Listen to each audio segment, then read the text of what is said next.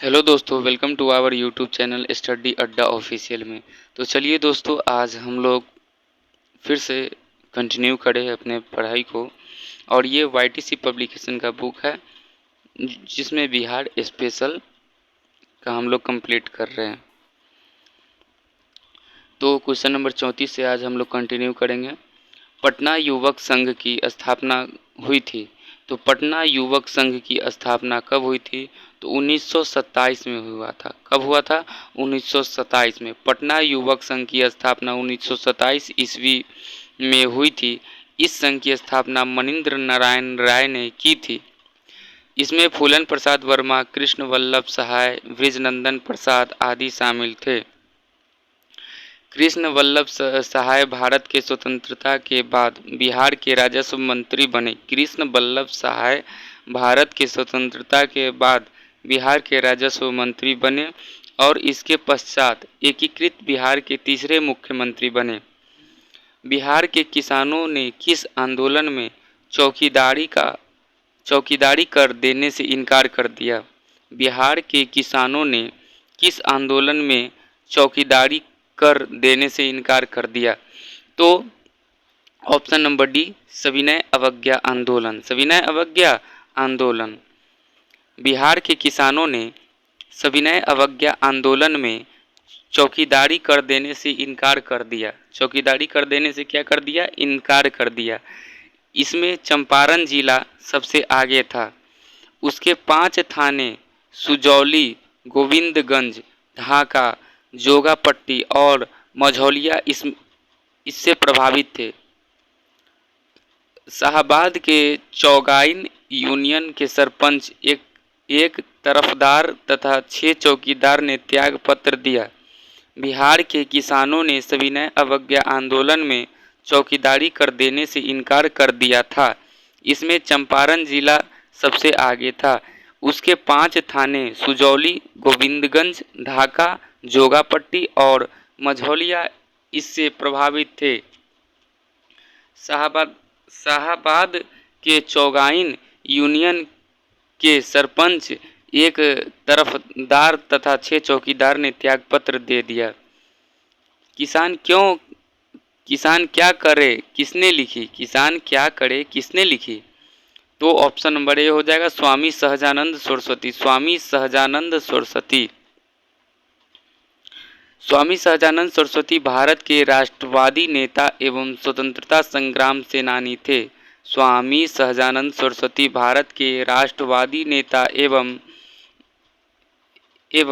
स्वतंत्रता संग्राम सेनानी थे। वे भारत में किसी आंदोलन के जनक थे। किसी आंदोलन के क्या थे? जनक थे। इनका जन्म 1889 में गाजीपुर जिले में तथा मृत्यु 1950 पटना में हुआ था।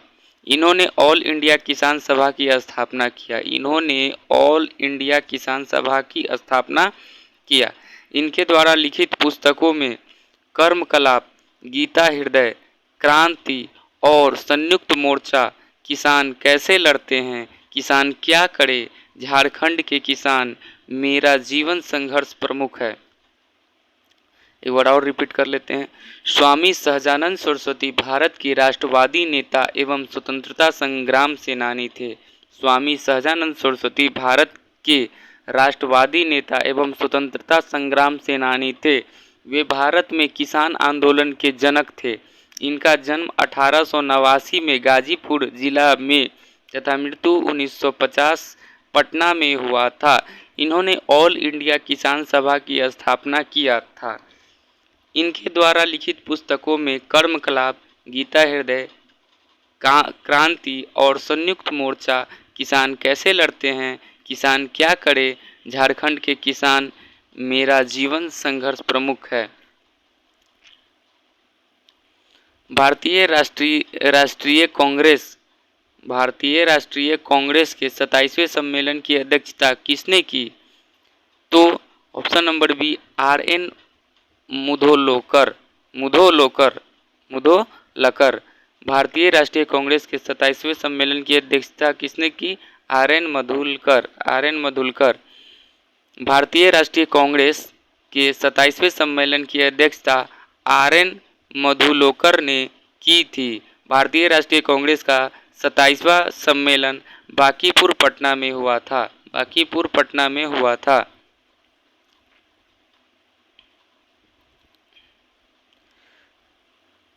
उन्नीस के भारतीय राष्ट्रीय कांग्रेस के गया अधिवेशन के अध्यक्ष कौन थे? तो सी.आर. दास। 1922 के भारतीय राष्ट्रीय कांग्रेस के गया अधिवेशन के अध्यक्ष सी.आर. दास थे। सी.आर. दास थे। 1922 के भारतीय राष्ट्रीय कांग्रेस अधिवेशन की अध्यक्षता सी.आर. दास ने की थी। जिसका आयोजन गया बिहार में किया गया था।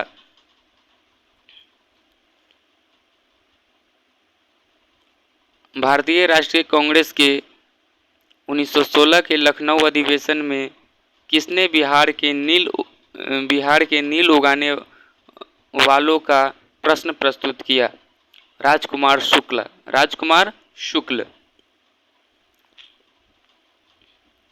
भारतीय राष्ट्रीय कांग्रेस के 1916 के लखनऊ अधिवेशन में राजकुमार शुक्ल ने बिहार के नील उगाने वाले किसानों का प्रश्न प्रस्तुत किया था। मुरली बरहवा गांव के निवासी राजकुमार शुक्ल के अनुरोध पर गांधी जी चंपारण पधारे थे। वे कलकत्ता से 10 अप्रैल 1917 को पटना पहुंचे थे। 15 अप्रैल 1919 को मोतिहारी चंपारण पहुंचे। भारतीय राष्ट्रीय कांग्रेस के 1916 के लखनऊ अधिवेशन में राजकुमार शुक्ल ने बिहार के नील उगाने वाले किसानों का प्रश्न प्रस्तुत किया था। मुरली बरहवा गांव के निवासी राजकुमार शुक्ल के अनुरोध पर गांधी जी चंपारण पधारे थे।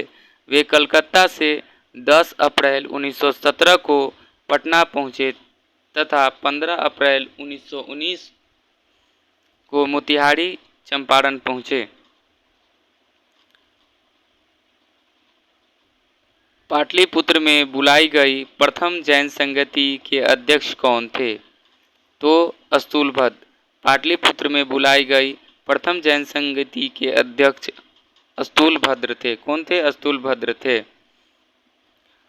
अस्तुलभद्र ने प्रथम जैन संगति की अध्यक्षता की थी। अस्तुलभद्र ने प्रथम जैन संगति की अध्यक्षता की थी, जिसका आयोजन पाटलिपुत्र में किया गया था। इस सभा में जैन धर्म के 12 अंग का संकलन किया गया, किंतु भद्रबाहु के अनुयायियों ने भाग नहीं लिया।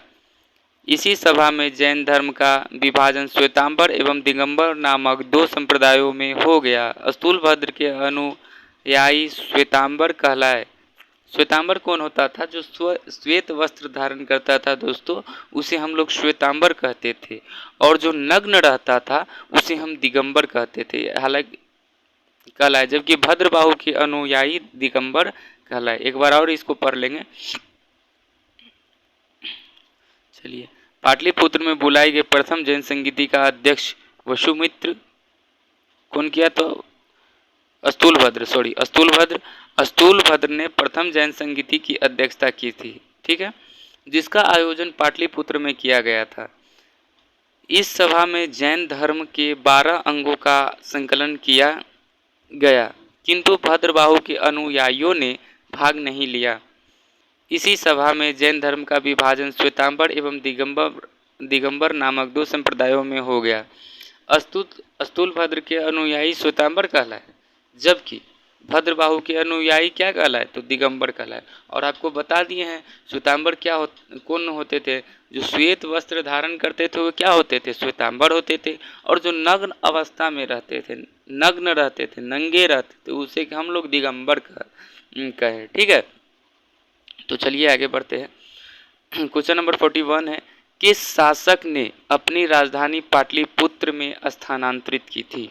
किस शासक ने अपनी राजधानी पाटलिपुत्र में स्थानांतरित की थी? उदयन। किसने? उदयन। हर्यक वंश के शासक उदयन ने अपनी राजधानी राजगिरी से पाटलिपुत्र स्थानांतरित की थी। उदयन ने गंगा और सोन नदियों के संगम पर पाटलिपुत्र या कुसुमपुर नामक नगर की स्थापना किया तथा राजगिरी से अपनी राजधानी पाटलिपुत्र स्थानांतरित की। राजगिरी से अपनी राजधानी कहाँ स्थापित की? पाटलिपुत्र। ठीक है, चलिए पेज नंबर हम लोग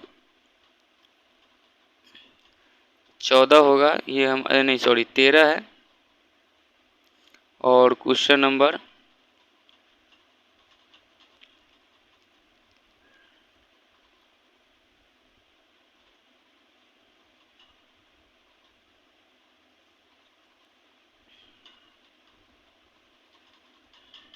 अच्छा हम लोग 12 पढ़ रहे थे और ये पेज नंबर 13 है, इसको कंटिन्यू करेंगे हम लोग।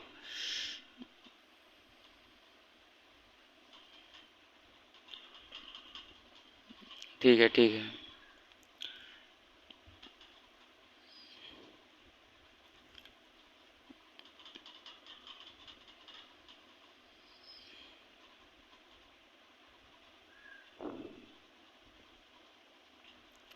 बिहार में 1857 के विद्रोह का नेतृत्व किसने किया था? तो बिहार में 1857 का नेतृत्व